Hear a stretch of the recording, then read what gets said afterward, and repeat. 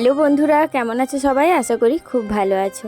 আর এদিকে দেখো সকাল সকাল মা মেয়ে বাড়ি থেকে বেরিয়ে গেছি। তো আজকে কোথায় যাচ্ছি ঐশীকে নিয়ে, তো তোমরা পুরো ভিডিওটা প্রথম থেকে শেষ পর্যন্ত দেখতে থাকো, আশা করি বুঝতে পারবে। তো আমি তোমাদেরকে বলে দেব। আর এখন দেখো বাসের জন্য অপেক্ষা করছি। তো বাস না হলে টোটো যেটা পাবো সেটাতেই উঠে যাব। আমরা যখন একটু ভেতর দিকে রাস্তাটাই ছিলাম তখন দুটো বাস চলে গেল, দুটো অটো চলে গেল, তখন আমরা পাইনি। তো এখানে এসে 8টা থেকে প্রায় 15 মিনিট মতো দাঁড়িয়েছিলাম। আর আমাদের মেদিনীপুর পৌঁছতে পৌঁছতে 9:45 বেজে গেছিলো। এখন দেখো বাসে আছি, আর বাসে এত ভিড়, কি বলবো তোমাদের, ঐশী তো পুরো নেতিয়ে গেছে, ও কথা বলতে পারছে না, এই রকম ওর কষ্ট হচ্ছে। আর এখন দেখো ঘুমিয়ে গেছে। আর যারা আমার মতো মায়েরা আছো তারা ভালো করেই জানো যে ঘুমন্ত বাচ্চাকে কোলে নিয়ে হাঁটা, কোথাও বেরোনো কতটা কষ্ট হয় একটা মানুষের। তো এইদিকে দেখো বাস থেকে নেমেছি, ও ও ঘুমিয়েই আছে, বাসে যে ঘুমিয়েছে ওই রকম ঘুমন্ত অবস্থাতেই আছে। দেখো এত মায়া লাগছে ওকে, কি বলবো, ও পুরো নেতিয়ে গেছে, এইরকম একটা ব্যাপার। আজকে এতটাই পরিমাণ গরম। এই দেখো আমরা এখন চলে এসেছি, আর এখন এখানে ডক্টরের জন্য ওয়েট করছি। তো ডক্টরকে ফোন করেছে, আর আমিও বাড়ি থেকে বেরোনোর সময় হোয়াটসঅ্যাপ করে বেরিয়েছি। তো এই যে ঐশীকে নিয়ে এসেছি ওকে হ্যাপাটাইটিস এ ভ্যাকসিনটা দেওয়ার জন্য। তো ছোটো বাচ্চাদের 3.5 মাস বয়সেই হেপাটাইটিস বিটা দিয়ে দেওয়া হয়। তো আমি যখন ডক্টরকে প্রেসক্রিপশন পাঠালাম তখন বললো বি তো ওর হয়ে গেছে, আর ওকে এটা দিতে হবে, যেহেতু লিভারের প্রবলেমটা দেখা দিয়েছে।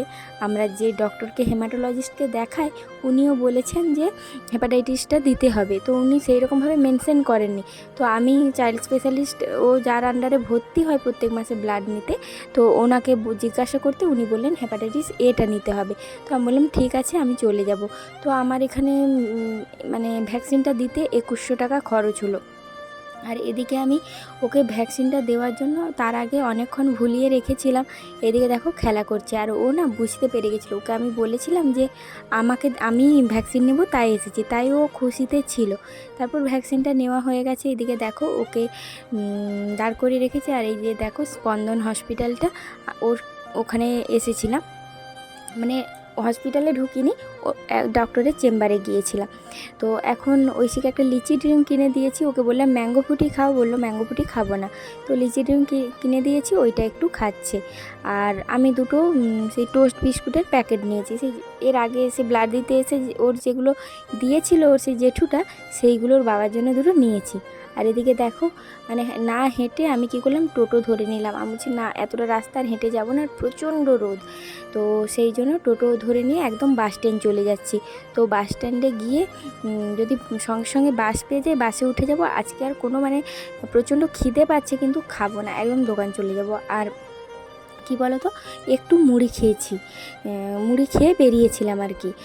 ওর ঠাম্মি বললো যে না একটু খেয়ে বেরোবে, তো সেই জন্য একটু মুড়ি খেয়ে বেরিয়েছি। আর এদিকে দেখো বাসে উঠে গেছি, আর ঐশী কোনো মতে বাসে উঠবে না, বলছে আমাকে কুড়কুড়ে কিনে দাও। কিন্তু যাওয়ার সময় ও কিন্তু কিচ্ছু বায়না করেনি। একজন চকলেট নিয়ে উঠেছিল, তো ওর কাছে বারে বারে বলছে চকলেট, বাদাম ভাজা এইসব। ও একবারও আমাকে বলেন যে মাম্মি কিনে দাও। তো লোকটাই বলছে এখনকার বাচ্চারা আর কাঁদে না জিনিস দেখলে। ও কিন্তু কোনো জিনিস দেখলে বায়না করে না, কিন্তু কুড়কুড়েটার খুব নেশা, কিন্তু ওকে দিই না, তো তাই হয়তো ওর এত নেশা। তো তারপর ওকে ভুলিয়ে ভালিয়ে আমি যে দেখো সাবুর পাঁপড় কিনে দিয়েছি, ওইটাই দুটো খাচ্ছে। আর বাসে এত গরম, ধারণা করতে পারবে না, আসার থেকে যাওয়ার সময় বেশি কষ্ট হয়েছে আমাদের। তো এইদিকে দেখো আমরা কলেজের এখানে নেমে গেছি আমাদের বাড়ির রাস্তায়। আর ঐশী বাস থেকে নামার পরে আমাকে বলছে মাম্মি আমাকে একটু জল খাওয়াও। আমি বলছি ঠিক আছে। তারপরে একটা জায়গায় দাঁড়িয়ে ও অনেকটা পরিমাণ জল খেলো, তারপর ওকে নিয়ে বাড়ি যাচ্ছে। আর এইদিকে ঐশীকে বললাম ঠাম্মিকে ফোন করে দিই। তো আমার শাশুড়ি মাকে ফোন করে বলে দিলাম যে মাজাটা বোতলটা বের করে রাখবে, তো ঐশী গিয়ে একটু খাবে। তো তারপর আসার পরে মা আমাকেও দিল, আর ঐশীর জন্য বের করে রেখেছিল, তো আমরা খেলাম। আর ঐশীর ঠাম্মির শরীরটা ভালো নেই বলে একটা ওআরএস খেলো। তো এইদিকে দেখো এতটা গরম, আমি সত্যি এই যে 2 দিন ছাড়া বাচ্চাটাকে কোলে কোলে নিয়ে যাওয়া আসা আর পেরে উঠছি না, এতটাই কষ্ট হচ্ছে এই গরমে, বিশেষ করে এই গরমে। তারপরে ঐশী রাস্তায় বেরোলে না একদম হাঁটতে চায় না। আর এত রোদে গরমে ওকেই কি বলবো, ওরও তো কষ্ট হয় বেশি হাঁটতে, ঘরে ছুটছে হাঁটছে সব ঠিক আছে, কিন্তু বাইরে বেরোলেও পারে না, কষ্ট হয়, হয়তো না বদমাইশি, আমি ঠিক জানি না। তো এদিকে দেখো পুরো ঘেমে স্নান করে নিয়েছি, মানে এত কষ্ট হচ্ছে আমি নিঃশ্বাস নিতে পারছি না। এই কিছুক্ষণ হলো মানে এলাম আর এসে করে নিচে বসেছিলাম, তারপর ওপরে এসে ঐশী ছাদে একটু খেলা করছিল, জল ঘাটছিল, খেলা মানে ওর জল ঘাটা। তো জল দাঁড়িয়ে দাঁড়িয়ে দেখছে, দেখ কোথায় গেলি কোথায় গেলি, এই যেটা গলায় একটা ওড়না নিয়ে নিয়েছে আমার, তারপরে ও আমার মা সেজেছে। দিয়ে এত গরম লাগছে, মানে আজকে এত গরম, মানে কালকে সন্ধেবেলাতেও প্রচুর গরম ছিল, মানে রুটি তরকারি যখন করি মনে হচ্ছে আমি এখানেই মরে যাবো, এরকম একটা ব্যাপার। কথা বলতেও আমার মানে কষ্ট হচ্ছে। সেই কখন ঘর থেকে 8টায় বেরিয়েছি আর ঘর ঢুকেছি 10:30। এখন বাজে 11টা। ঐশী স্নান হয়ে গেছে আর ঐশীকে আমি এখন ভাত খাবো। হ্যাঁ বলো বলো।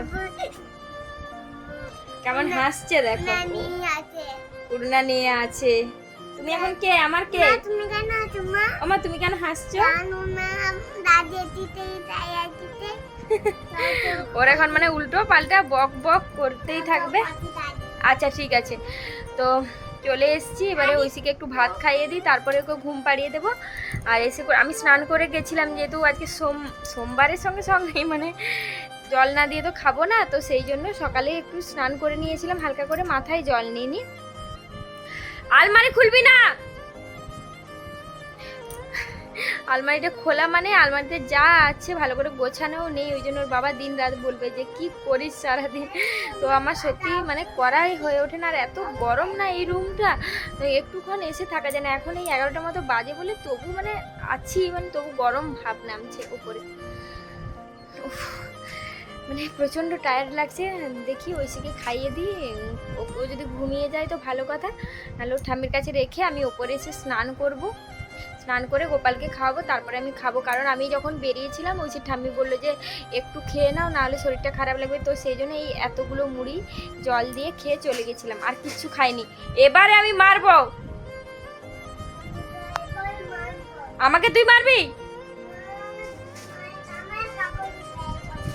তো চলো তোমাদের সঙ্গে পরে কথা হচ্ছে। আর এখন ভিডিওগুলো মানে কয়েকদিন ভিডিওগুলো একদম ছোট ছোট হয়েছে, আর একদম ভিউজ নেই, কিচ্ছু নেই, জানি না ভিউজ হচ্ছিল, হতে হতে কেন ডাউন হয়ে গেল। তবু হাল ছাড়বো না, এইটুকু মনে জোর রেখেছি, যাই হয়ে যাক, যদি দুজনও দেখো তো তাদের জন্যেই আমি ভিডিও বানাবো, যদি ভগবান সঙ্গে থাকে তো কিছু করতে পারবো অন্তত মেয়েটার জন্য। তো দেখা যাক কি হয়।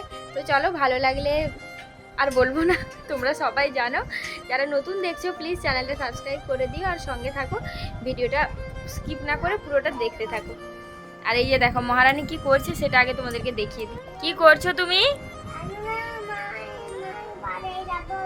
মা বাজার যাবে, আর তুমি আমার ব্যাগটা নিয়েছো কেন? বন্ধুদেরকে দেখাই দাও, এই ব্যাগটা দীঘাতে নিয়েছিলাম, দেখাই, এই ব্যাগটা দীঘা থেকে এনেছিলাম, এই যে দেখো 150 টাকা নিয়েছিল, দেখছো তো, দেখাতেও দিচ্ছে না।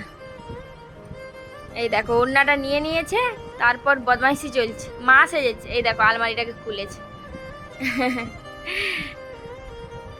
তো এখন দেখো ঘড়ির কাটাই বাজে 3:45, ঘড়িটা 5 মিনিট ফাস্ট আছে, মানে 3:40। তো ঐশীর ঠাম্মি বললো যে একটু চা খাবো, তো সেই জন্য, আর ঐশীও বায়না ধরেছিল খুব চা খাবার। আমি কি করলাম, চা করতে এলাম 3 জনের জন্য, মানে একটু সবাই ঘুমিয়ে নিয়েছিল, তো আমি ঘুমোইনি, ওর ঠাম্মি আর ও একটু ঘুমিয়ে নিয়েছিল, আর আমি ভিডিও এডিট করার জন্য একটু ব্যস্ত ছিলাম। তো তারপর চা করতে এসেছি, এই যে 3 জনের দেখো 3 কাপ জল নিচ্ছি, আর আমরা 12:30টার সময় ভাত খেয়ে নিয়েছি, সেই জন্য এখন মনে হচ্ছিল যে একটু চা খাই, ভালো লাগছে না, যেহেতু ঘুম ভেঙে গেছে। তো এই যে 3 জনের জন্য চা বানাচ্ছি। তো এখন ঐশীকেও বলবো যে একটু টোস্ট বিস্কুট খেতে, তো ও যদি এখন 2টো টোস্ট বিস্কুট খায় তাহলে কি হবে, কিছুক্ষণ পরে হয়তো দুধটা খাওয়াবো।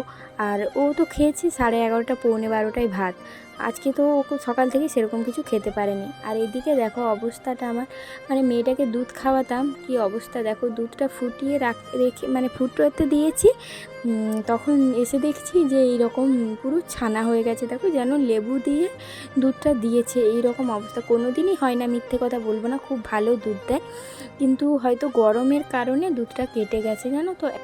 আজকের ভিডিওটা যদি তোমাদের ভালো লেগে থাকে প্লিজ লাইক কমেন্ট শেয়ার করো, সাবস্ক্রাইব করো যারা নতুন দেখছো, আর তোমাদের বন্ধুদের সঙ্গে আমার ভিডিওটা শেয়ার করো। চলো টাটা।